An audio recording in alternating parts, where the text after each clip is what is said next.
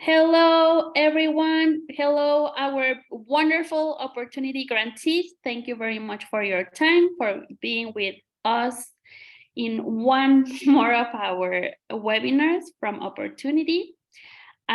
So today we have a very special guest. We actually have two guests today. So we have Jennifer Hunter and Vanessa Espinoza from Rice University, and they will be sharing with you a great tips and suggestions on how to excel in online admissions interview, which is what you are going to be doing in the next couple of months. So Jennifer, thank you very much. I will pass the floor to you, and I'll be here for anything that you need. And also, guys, you are allowed to turn on your cameras and microphones, but we will suggest you to write down your questions and wait till the end of the session. We will have a 10 minutes Q&A sessions, okay? Thank you very much. All right. Well, thank you. Hopefully you all can hear me okay and see my screen that I have shared. Technology is not always my friend. So I'm glad it's working today for me. And thank you so much for being here. I'm really excited to learn more about each of you and kind of know what you're going to be doing, whether that's going to graduate school this year or in future years. And so happy to talk more about all parts of the graduate admissions process. But today we will focus on interviews and how to handle an interview and prepare for one. And thank you so much to Education USA and to Anna and to our hosts this evening for opening these virtual doors for me. I'm very grateful for this opportunity to get to speak to you. The topic that we'll cover today is pretty broad. So the interview process for grad programs in the US, I'm happy to talk a little bit about undergrad admissions as well, or direct you to my colleagues that know a little bit more than me than the grad side. And my colleague, Dr. Vanessa Espinoza, is going to be joining also. So I'll go through some broad points related to this topic first, and then we'll open up the floor to questions. But I did want to start with some introductions, introducing myself officially, my colleague, Vanessa, and of course, an introduction of Rice University and of Houston, a little bit about Houston. So a little bit about me. We've already met informally, but I work in the Office of Graduate and Postdoctoral Studies at Rice University. I have been at Rice for almost 9 years now, and I love our beautiful campus. I love our location in Houston. I was born in Florida, so this weather is perfect for me, and I'm very happy to be here in Houston. And I also have the privilege of working with a number of grad student clubs and organizations. One of them is the Grad Student Ambassadors. So if you want some informal advice or want to talk to a current grad student about some things that you may have questions about, you should feel free to reach out to our Grad Student Ambassadors. They are all going to be happy to talk to you. We have many students from Mexico, and I know that they will be happy to share their experience about studying in the US, what life is like here, what grad school is like. And so I'll just put a link in the chat here to our ambassadors, and you should feel free to reach out to them. Another group that I work with is our Fulbright group, and of course, lots of international students there as well. So if you do have a question and would like to connect with a Fulbrighter and ask what it's like to move to the US and study here, you should again feel very free, and they will all be very happy to speak with you. So I'm going to go ahead and turn it over to Vanessa Espinoza, as she is a recent PhD grad from Rice University, has much more recently than I have done interviews for graduate studies. So she's coming today to share her story and answer any questions that you may have. But I'm going to go ahead and turn it over to Vanessa. Hi, everyone. Sorry, I had a little issue joining Zoom even after all these years. So my name is Vanessa Espinoza. I recently received my PhD from the chemistry department here at Rice University and am a postdoctoral associate for this year, also teaching chemistry at Rice. So if you're interested in that, that career long-term, happy to always answer questions about that. And also, what you should ask, what kind of questions you should ask in your interview processes. I also interviewed at Rice University. So the interview was kind of two parts for me. I did an official interview, and then upon that got accepted into the program, and then did recruitment weekend, which is in its own way this unofficial interview. So I'm happy to answer any questions, and I'll talk to y'all about kind of my experience with that. Every experience is a little bit different. But I also work with the grad ambassadors as well. I was one as a grad student, and we'll just say that we choose to be grad ambassadors because we want to make sure that you know and decide what is the best route for you to take after a bachelor's degree or a master's degree. And so I'll be happy to share my story a little bit later. I think Jennifer has some slides first. And so I'll just do a really brief introduction of Rice University. You can kind of see the campus floating around Vanessa's head here, but we'll talk a little bit more about Rice. We are a really close-knit university. We have an incredibly diverse community. So our students are from 114 different countries, and international students are 26% of our student population. So there's really a home for everyone here, a community for everyone. At Rice, we are very grad student focused. So we have about 4,000 undergrads and about 4,000 grad students. So grad students, significant part of our university. They drive a lot of change and a lot of positive happenings on our campus. And we do offer graduate degrees in the programs that you see here on the screen. So architecture, business, continuing studies, engineering, humanities, music, and natural and social sciences. And I'm happy to put a link to our programs of study here in the chat. The chat as well. I told you technology is not always my friend, but I do try. And if you're interested in looking at Rice more and seeing what it's like, we do have a virtual tour hosted by our wonderful Dean of Graduate Studies, Seichi Matsuda. So you can walk with him virtually through our campus as he introduces you to the various places around Rice. And a little bit about Houston. So if you're not familiar with Houston, it is the 4th largest city in the US. It is the most diverse city in the US. We do get some comments from our friends in New York and California. Maybe that's not true, but it is true. And we are very proud of that fact. And we have something for everyone. If you love sports, you're in a great town. If you love museums and arts, you're in a great town. Personally, my favorite thing to do here is eat. And it has not disappointed me yet. I am very food motivated. And if you are too, you will certainly be happy here. And I'm always happy to talk about restaurant recommendations. If you do get to come to Houston and visit, I'm happy to point you in the direction of certain places. Houston is a very diverse place. Like we said, about 40% of people in Houston speak Spanish at the dinner table. And of course, we're happy to connect you with individuals in Houston or on campus should you have questions about what life is like here. I do want to reiterate that. If you'd like to come visit us, we do have some events coming up in fall, and you would be welcome to come and present your research at our Gulf Coast Undergraduate Research Symposium. The website is here. If this is something that would interest you, we definitely encourage you to sign up for updates, and we'll go ahead and send you information when the application opens. But it's important that we get this show on the road, as we say, and go ahead and talk about the interview process. And I want to make sure that we have enough time for questions as well. So let's go ahead and dive in. And I hope this session is useful to you no matter where you are in your application journey. So what is a grad school interview? And so Vanessa alluded to this a little bit. Dr. Espinoza mentioned that it could be a couple of formats and it could be a lot of things. But essentially what a grad school interview is a component of the application. And it's a way for an admissions committee to learn more about you. And also, for you to learn more about this place that you may be attending school. The committee is really going to want to know why grad school, why this field, and why this school. So really think about what you want to get out of a degree program and what you want to do with your life. Really make sure that you have your why defined when you go into this interview.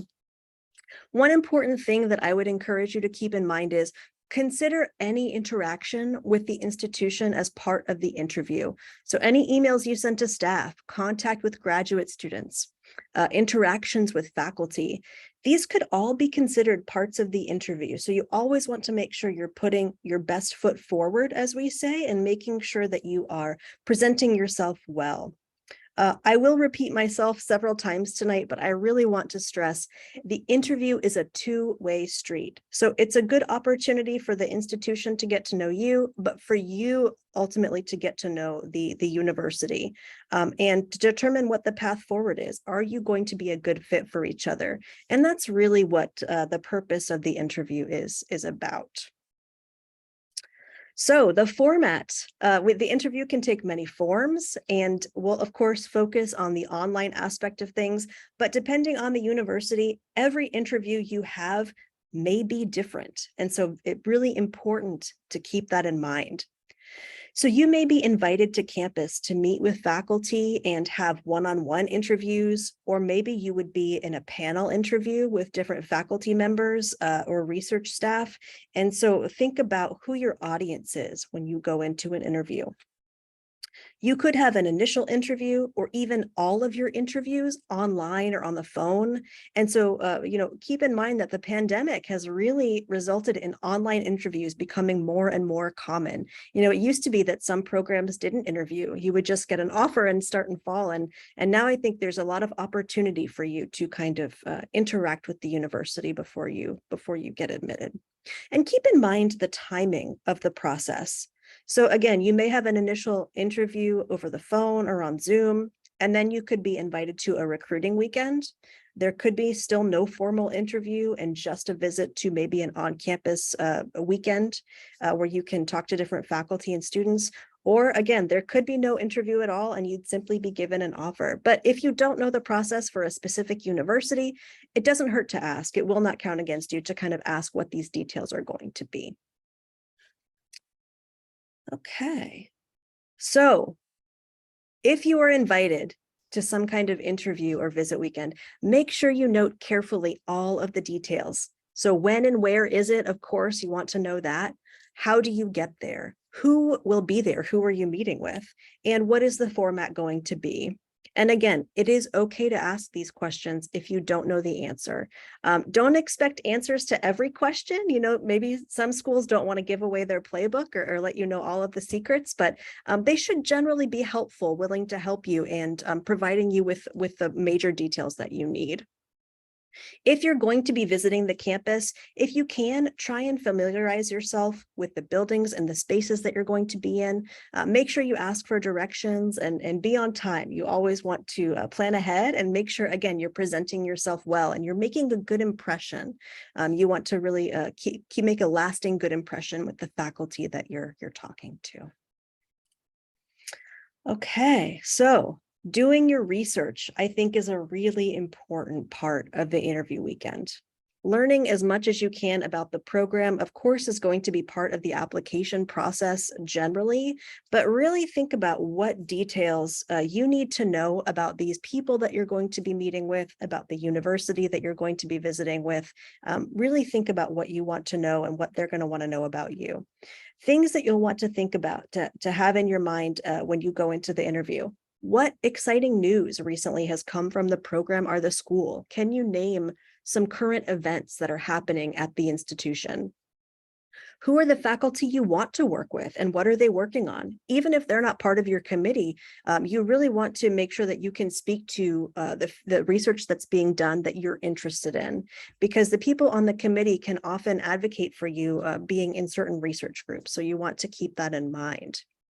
You can always, before the interview, reach out to current grad students. Ask them what labs or specific advisors are like to work with. Ask them maybe what to expect. What were their interviews like? I think that's a perfectly fine thing to ask a current grad student. And of course, you want to ask about the campus culture and the climate. I think those are really important things to ask students before or during the interview. Beyond the news and individual labs, really you'll want to be familiar with all of the exciting things, not just at the university, but in the field you're pursuing. So what's the latest research going on in chemistry, for example? I'm sure Vanessa had a wide range of things that she could draw from in her interview because she was reading papers and knowing kind of what was going on from her lab mates and from her advisor and her own research. And so you may be asked what you've read recently, what excites you about the field, and those should all be things that you have strong, good answers to going into the interview. Make sure you know what you want from the program should you be accepted. And this is beyond academics, right? What is attractive to you about the school or the institution? Do they have programs or research areas that are the best fit for your interests and for your career goals? And then think about what questions you need answers to before you can ultimately commit to this program. So again, make sure you really have your own why defined, because this is a question that you're going to be asked. Why are you pursuing graduate school? Why this degree? Why this field? And then what do you want for yourself? They want to know that your motivations are there and you're committed.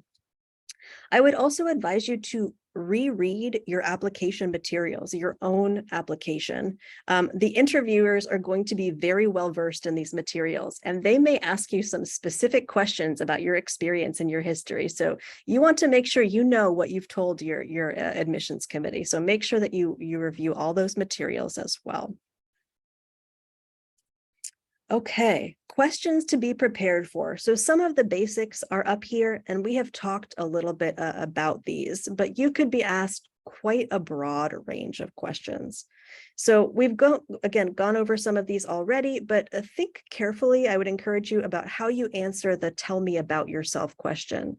So this really shouldn't be a lengthy recap of your resume or your CV, but it could be a short, snappy minute or two that tells the admissions professionals where you have been, why you're excited about the field, and ultimately what you want to accomplish or do with the degree. This is going to be very important to have a good answer to going into the interview. They're also going to ask you some version of what will you bring to our program? So essentially what they're asking is, why should we choose you? So make sure to sell yourself, sell your attributes, and make it impactful. Certainly with your opportunity fund, that's something that you really want to bring up in an interview in your application as well, because that's so incredibly impressive. But they want to know what your impact on the program and beyond is going to be. What do you ultimately want to do? So things to be considerate of. And so deep dive into some other questions, some more detailed ones to be prepared for. Certainly you can't be prepared for every question, but if you know yourself, you know what you want, you should be able to handle an interview, no problem. But these are some of the questions they're maybe going to ask you. So greatest accomplishments, times that you've failed, how do you handle stress? My colleague, Dr. Espinoza, can tell you that grad school is a long haul. Certainly grad school and science in general, you're going to have ups and downs. There will be failures in your experiments, but do you have the grit and resilience to keep going and persevere and push yourself forward? I think that's a lot of what graduate study, and certainly what some of undergraduate study is about as well. Things are not always going to be easy, but can you motivate yourself to keep going? And so these are the questions that they're going to ask to kind of get to the root of those details. Can you handle stress when it arises and handle failure with grace? And then, of course, with these other questions, have you thought carefully about your future? If you don't go to grad school, what are you going to do? And so they're going to want to know kind of what you see yourself doing, what your plans are, that you have kind of a process in mind. But again, these are just some of the questions, and I'm sure Dr. Espinoza can maybe share some of the ones that she was asked as well. Okay, so practicing is so incredibly important. Practice, questions with friends and family. If you have a sheet of questions and they can quiz you on those and kind of ask you some impromptu things, that is a great way to prepare for an interview. If your undergrad institution or your high school would do mock interviews with you, take advantage of those and make sure that when you're practicing, it's not just about practicing what you say. So are you making good eye contact? Are you engaged and sitting forward and interested in what the interviewer has to say? So body language, I think, is an incredibly important part of presentations and presenting yourself, showing up for the interview. But I would say most importantly, like we've talked about, be yourself. Be confident. You can do this. They would not have selected you for an interview if they did not think you were ready for this. So you know yourself, you know you can do this, and just go in there with confidence and know that you're going to succeed, because you will. All right. So the day of the interview, It's always important to dress professionally. This is part of showing up. It doesn't have to be a suit, but of course you want to make an effort and show that you care and that you're respecting the interviewers that you're with. Be conscious of how you're presenting yourself in other ways. So do you have a firm handshake? And like we talked about, do you have good eye contact? Are you engaged? This is going to be really important when you're speaking to an admissions committee. Make sure you turn off your cell phone, no matter the setting, and always double check it. I know we've all been in a movie theater or some setting where somebody's phone goes off. So make sure that you're not that person and always double check your phone settings. But if it happens, it's happened to all of us. Don't worry about it. And you can just recover with grace and move on. It's part of showing that you're resilient. If you're on a Zoom or a phone interview, are you in a quiet location where you won't be interrupted? So really important to have kind of a quiet corner away from other activity so that you're not going to be distracted.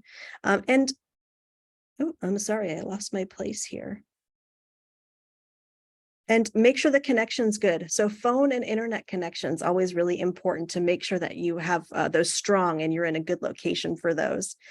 Is the lighting good if it's a Zoom interview? And is your camera working? So unless you have severe connectivity interviews, if it's a Zoom interview, they're really going to want to see your face and get to know you through looking at you. So make sure that your camera is on during the interview itself.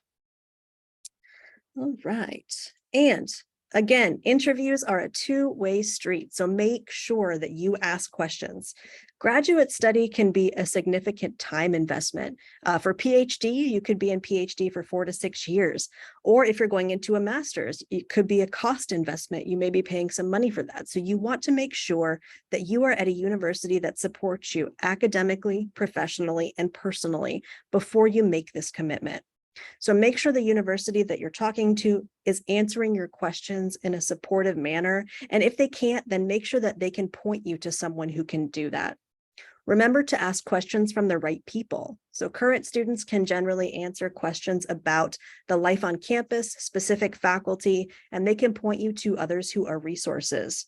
Your Education USA advisors are experts. They can help direct you to the people that you should be asking questions to. So make sure that you talk to them and let them know where you are and what you're hoping to do.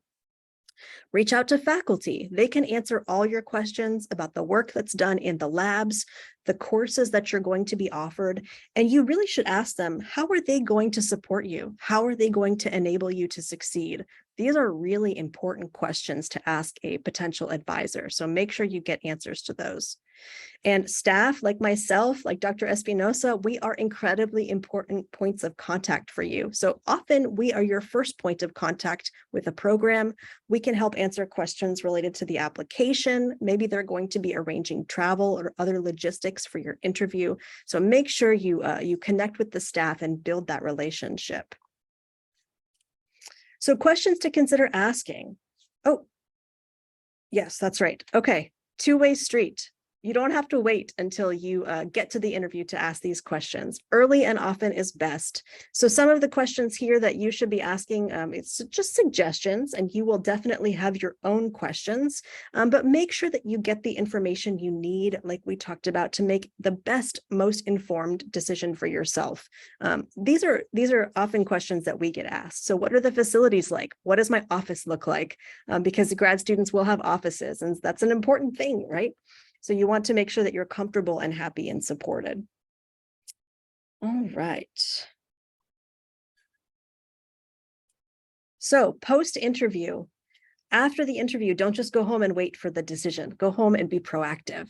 So send a follow-up note in the days following your conversations. Certainly you can send a thank you to your faculty that you met with, any other administrators. And I know from personal experience that these are very well received. Our dean very much appreciates getting notes like this from visitors, and he's very touched by those. A pro tip would be to send a thank you note to your staff contact, and it will begin to build a relationship. This person's going to be important in your graduate school life once you're accepted to the program. So make sure that you thank them as well. And trust me, I know from personal experience there as well that they will be very touched. You can also use this as an opportunity to reiterate things about yourself, ask additional questions, share new details. You can keep that conversation going after the interview. So something to keep in mind there. That's what I would recommend you do once you're done with the interview. But I think that might be my last slide before we open it up to questions. Vanessa, I don't want to put you on the spot, but if you'd like to share a little bit more about your experience, please feel free, or we can open it to questions. Yeah, I'm happy to talk about my interview experience some because, you know, it's been a little while and it was a pre-COVID world. So, you know, interviews were still taking in place more. That being said, it's very normal and you shouldn't take it as anything against yourself if your interview is on Zoom now. I can say that because I just did faculty interviews and first rounds are always on Zoom. So it's just a convenient thing that we have access to now, kind of silver lining of COVID, I guess. So when I did my interview, one other thing that that is a little different, and it will be a little bit different every time, is that I had a schedule for that day. I met with different faculty, so it wasn't panel style, it was very one-on-one, which you know, I think can make it a little even more intimidating when it's just you and another faculty member, and they're asking you a lot of the questions I had. So I'm a chemist and physicist. I had a bachelor's degree in both. And so a lot of the questions I got were focused on, again, the application that I submitted. So asking about the research that I did, techniques that I had learned. And, you know, I came from my undergraduate institution was a small school. So, you know, the committee is well aware that not every student has access to the same resources or the same instruments coming from like a STEM perspective. And so they asked me, you know, what techniques have I learned? What skills have I gained? Sometimes if there is a grade on your transcript that isn't perfect, or, you know, little fumbles along the way, you'll get asked about that. So I got asked about a grade that I fixed throughout my undergraduate degree. And it's important to be honest and say, you know, I took on too much, or I maybe wasn't, you know, mature enough intellectually at that point to be taking this upper level course, and I tried it and, you know, failed. But you shouldn't take that failure as any downside, really. I mean, graduate school, I can say from recent experience, is a lot of failure.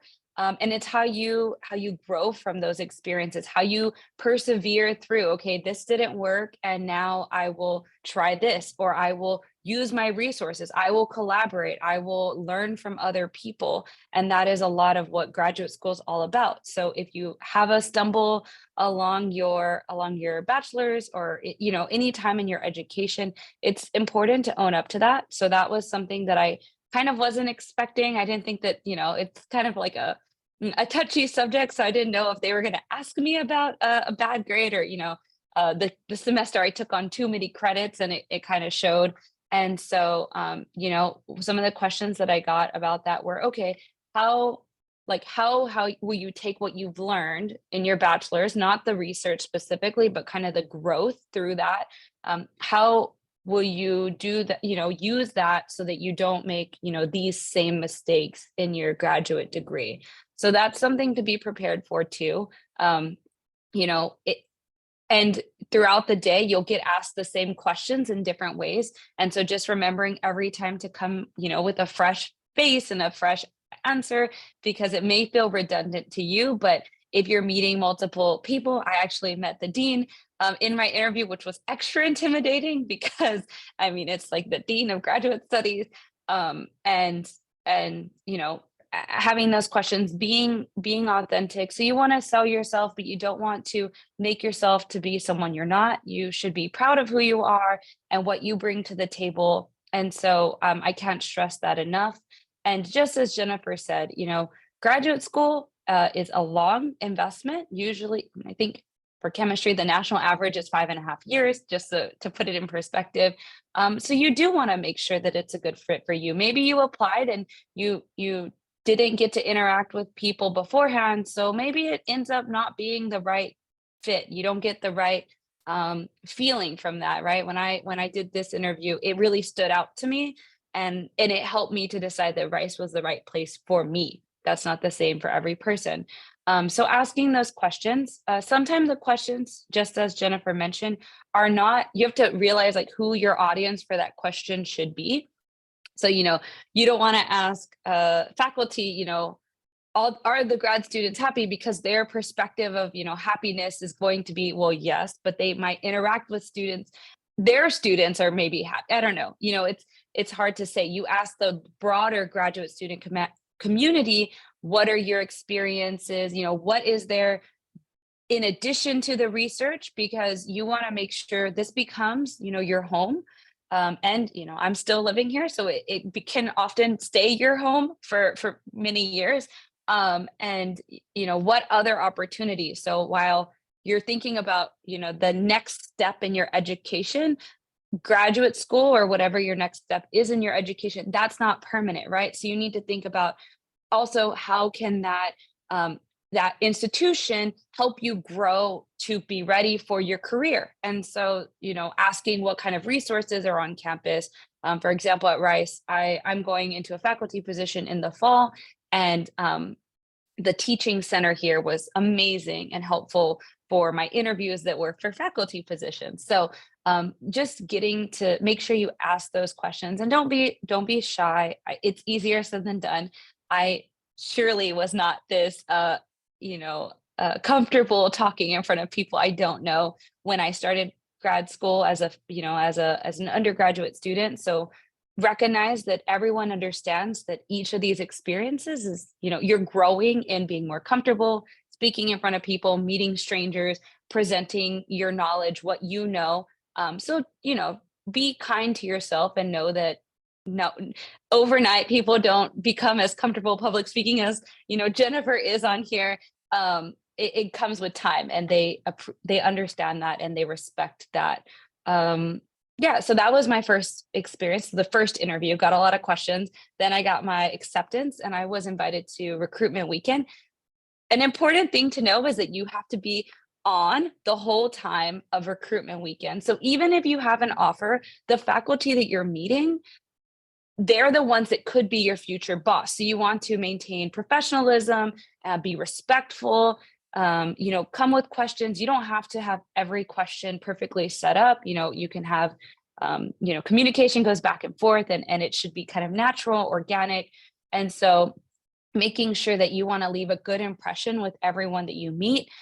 Even if you have admission, you want to kind of keep all your opportunities open. So depending on what kind of university you get accepted to, a lot of these, you don't pick your advisor until you come to the school and do rotations. So you kind of want to make sure everyone has a good impression of you as a scholar, as an intellectual. And so just making sure that you are ready to kind of stay on for a whole weekend.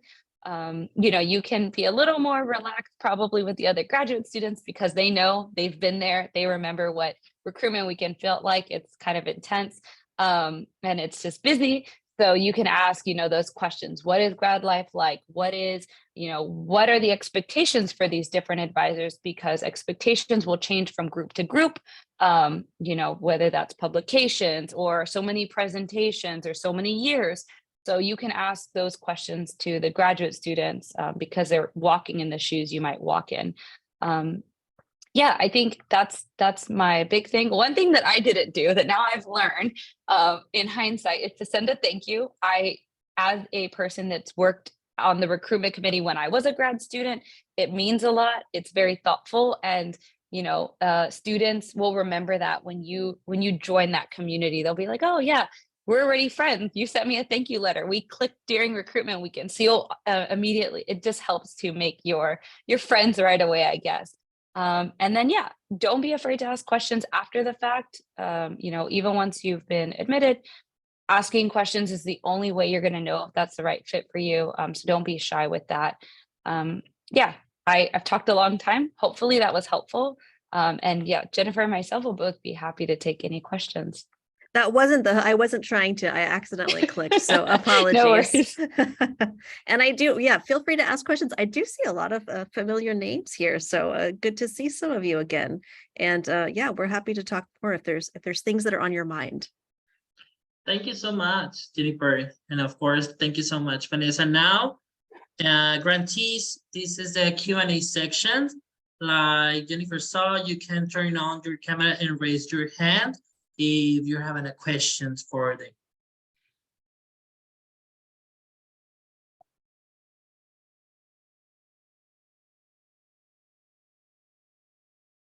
And if we have done our job wonderfully and you have no questions, that's totally fine too. But if you want to make the most of our time and have things that you're thinking about, even if it's not interview, if you want to talk about the grad school process or grad life, we're happy to take questions there as well.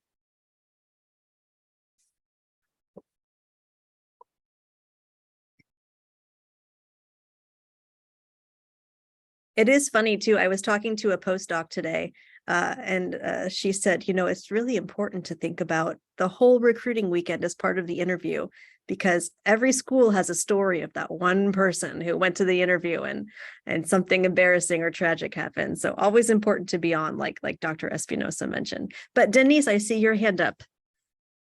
Hello, everyone. Thank you so much for this wonderful introduction about, the interview process. For me, this is something new because actually a couple of days ago, I received a letter from the University of Notre Dame. I applied there for the PhD in political science. Yeah. And they said to me like, oh, you are one of our finalists and we are going to interview.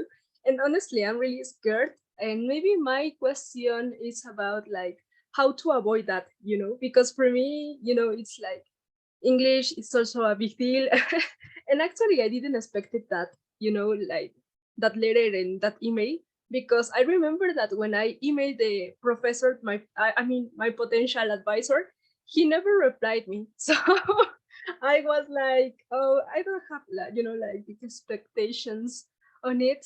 And I don't know, maybe, I'm just saying things, but I'm pretty nervous now. And also I'm pretty nervous, speaking, in public could be really challenging. Mm-hmm. But I don't know, what are your suggestions? And that's it. So thank you so much. First of all, congratulations. That's amazing and incredible. And you should be, I'm so excited for you. And know that, they wouldn't have invited you if they didn't know that you were competent and ready and capable. So go into it. And I know it's easy to say, don't be nervous, but take that as a vote of confidence that this university, this wonderful university is wanting to speak to you and know more about you. So, and Vanessa, sorry, I saw that you had unmuted. Yeah, first off, it's very normal to be nervous. I said when I came here, I was meeting like chair of the department and dean of the graduate program. So it is nerve-wracking. And that's natural. Being nervous is a very natural way to feel. I just defended my PhD like almost 6 months ago, and I was so nervous and I was the expert on that stuff. So it's normal and it doesn't ever totally go away. I'm sorry. But, just practicing and feeling comfortable, looking at your application, just like Jennifer mentioned, it will remind you and refresh you of exactly what you wrote, right? Because it was a little while ago now, it might feel like ages ago since you submitted your application. So just refresh yourself on what you do, what you know. Again, come with some questions about, the potential advisor's work. Or if some programs you can say you're interested in multiple advisors, make sure that you do research on what they've been publishing recently. So sometimes websites aren't up to date, but you can always look up their publication record. So definitely look at what's most recently published, because that's likely what they're working on now, right? The website might have changed, and sometimes people kind of take different directions in their field. So just stay active, feel comfortable with that. You shouldn't be an expert in reading publications yet. It takes, you don't have to feel like you need to know that perfectly, because you kind of get better at that over time, but have an idea, right? Read, the abstract of it, read the conclusions of what they've done, and feel a little comfortable with some of the terminology to the best of your ability, right? You're going to get better at this in the next 5 years. So don't worry if you're not an expert now. I think that's my biggest advice. The nervousness doesn't go away. You just get more comfortable with being uncomfortable. So again, congrats. It's very exciting. It's an exciting time. So you should be proud of yourself and celebrate that moment. Thank you, girls. I really appreciate it. Thank you. So guys, I actually have a question for Jennifer and Vanessa. So for example, in case of Denise, she hasn't received that letter of you are selected or we are expecting you to come to Notre Dame. It's like the first step to have an interview, but should she ask anything regarding like a scholarship or any kind of aid, financial aid? Because our opportunities grantees are expecting to have a full ride scholarship. So what would you suggest in that term? Thank you. And Denise, you're going for a PhD, is that right, in political? Yeah, so Yes.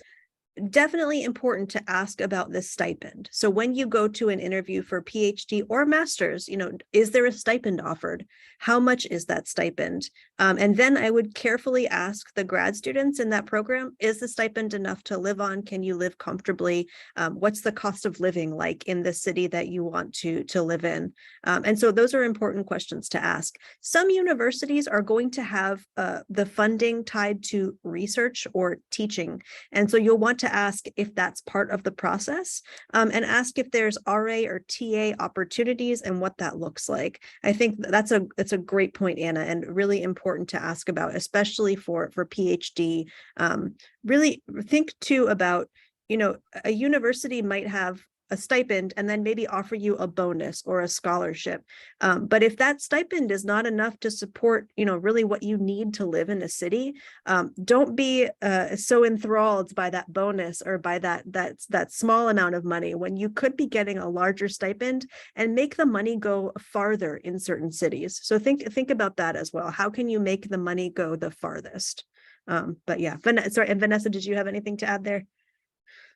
You want to make sure you can live on what your stipend is. And in a PhD program, you should have a stipend anywhere. If anyone says you need to pay for it or your tuition is waived, don't do it. Don't take that offer, because that is one of the perks of going into a PhD program, is that you are learning and getting this advanced degree, but you should be it's a job. I mean, I always saw it as a job. You work a lot of hours and you're getting your education too, but you should be able to buy your food, pay your rent. These are things that are very important to think about whenever you decide where to go.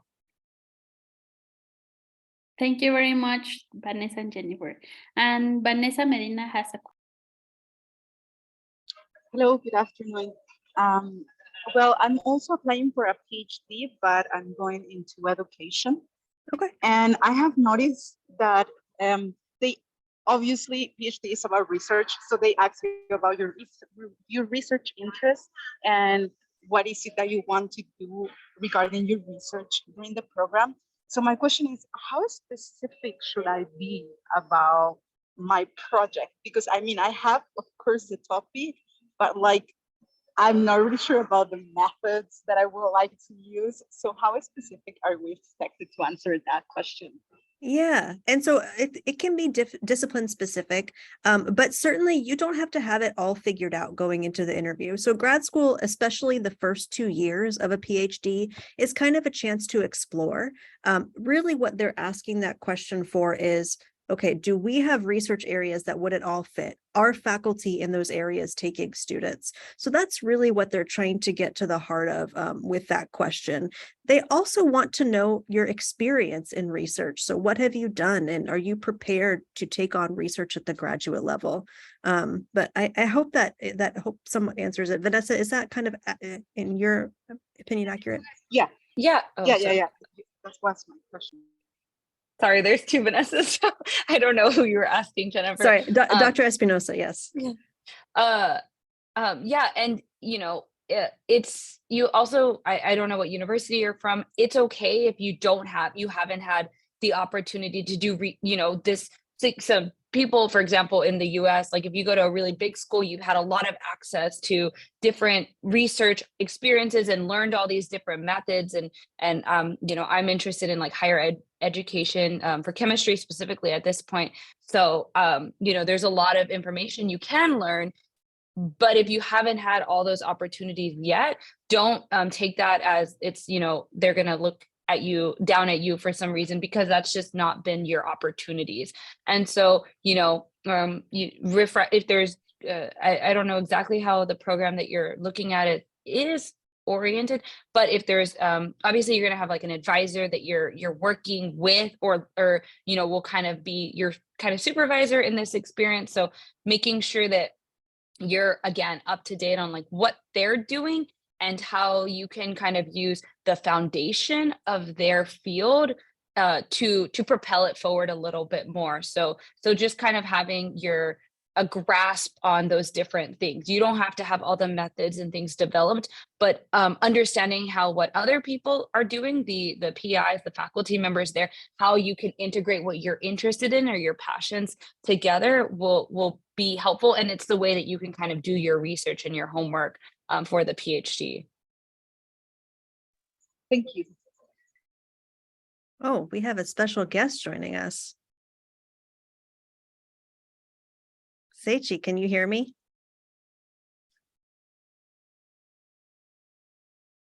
I can't hear you. You're muted and there's no camera.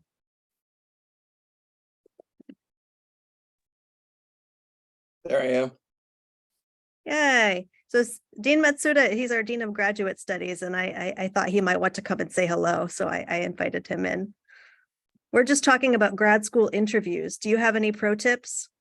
Being on both sides of the table at some point? Sure. I think don't worry about it too much, right? So take seriously your preparation, but you know, it never helps to be scared of things or to be nervous. You know, it's easy to say don't be nervous, but it doesn't help anything to stress. It only helps you to stress if stressing helps you kind of, you know, prepare and get up for things. From the perspective of the faculty members, the fact that they're interviewing you, you know, everybody's busy, and that people are you know, blocking time out of their day to get to know you means that they're interested in you, and what they saw in your application was promising and was interesting, and people are usually trying to figure out how well you would fit within the program. And so I think that students often feel like when faculty talk about the fit, it means you know, can you wedge yourself into this thing we want you to be? And that's not true at all. What we're usually looking for is, can we appropriately serve this student? So, you know, what you need, can we give you that? Because if we can't, then you know, it'll be bad for you and bad for us if we form a partnership and bring you into the program, right? That's what people are looking for. And so when I'm in admissions meetings and we say that somebody doesn't fit what we have, it kind of means we don't fit. And so we're trying to see that you know, that our expertise matches what you want. And anyway, that's what we're most often looking for.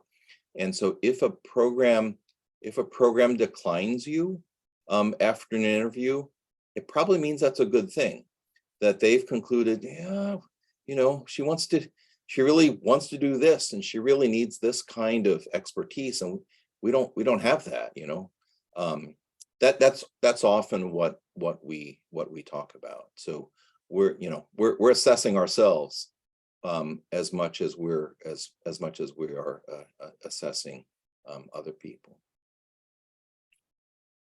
And there's been the advice to, you know, be yourself, and I think that's really important.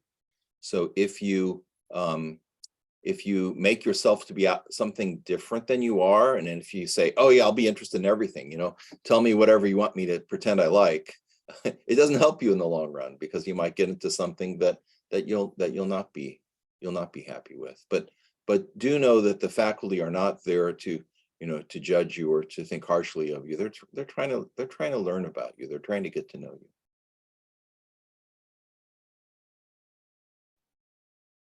Thank you so much, Dean, for being with us and for this wonderful information. I'm sure Jennifer shared with you this information, but these are our opportunity grantees from Mexico, and a lot of them are actually applying to RISE. So this session was very important because this is the step where they will be receiving, letters of acceptance, but also like a request to have interviews, and they are feeling kind of scared and stressed and nervous, like Denise was sharing with us a couple of minutes ago. So we really appreciate you taking the time to talk to our grantees. And it's very early in the process. So I think that RISE will ultimately make, I don't know, Jennifer, 700 offers, something in that range. And I think at the moment there are fewer than 60. So we're not 10% of the way in. I'm guessing at the numbers. Jennifer might have told you accurate numbers. I don't know. Sorry, I'm muted. Yes, that's correct. Yeah. That you told accurate numbers? No, your numbers are accurate. I have not shared the numbers. So okay. Yeah, but good to know. Thank you so much. I don't know if anybody of you guys, do you have any questions for Jennifer, for Seishi, or for Vanessa? Are you okay? Yes. And if you do have questions, sorry, I know Jennifer dropped the link for the graduate student ambassadors. All three of our emails are on there. So Dean Matsuda, Jennifer, myself. Seichi gets a lot of emails every day, and we do too. But if we would be happy to, or at least I'll speak for myself, I would be happy to try to hopefully ease those nerves. I mentioned that the dean was on my interview, and I was very nervous at the time. He's very nice, so didn't have to be nervous. But yeah, grad school is a big step, and hopefully you get the chance to make the best decision for yourself. And reach out to us anytime if you have other questions that come up. I think I've talked to a few of you already, but we're always happy to help if you have questions about preparing for the interview. And I'm hoping to see many of you later this spring as well. Yes, thank you so much. I would just note one other thing, that to be an Opportunity Fund Scholar is fantastic.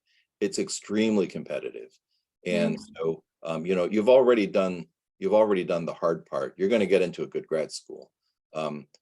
All you're trying to do right now is to figure out which of these institutions is going to be the place where I'm going to be the most happy and productive. And it probably won't be the place that you thought when you first got into this, right? So you started this process to learn more and to see other institutions.